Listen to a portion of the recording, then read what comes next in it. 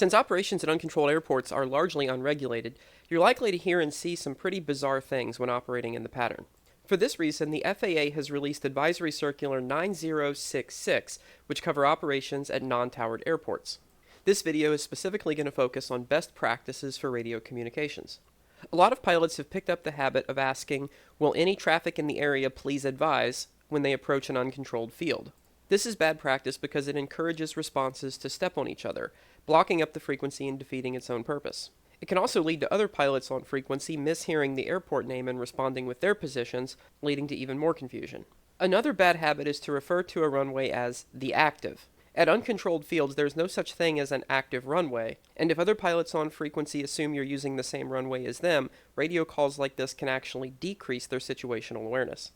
Sometimes you'll hear pilots give position reports with respect to well-known local landmarks or instrument approach fixes.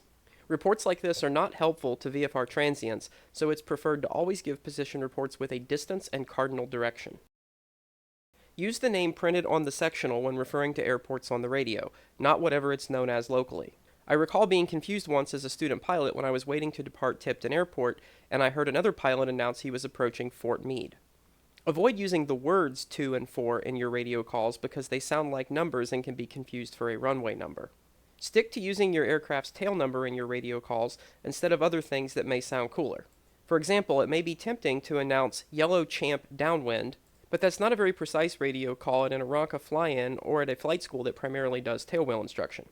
And finally, don't let these best practices make you nervous about transmitting on the radio. It's always good to polish up your radio skills, but all that really matters is that other pilots in the area know who you are, where you are, and what you're doing.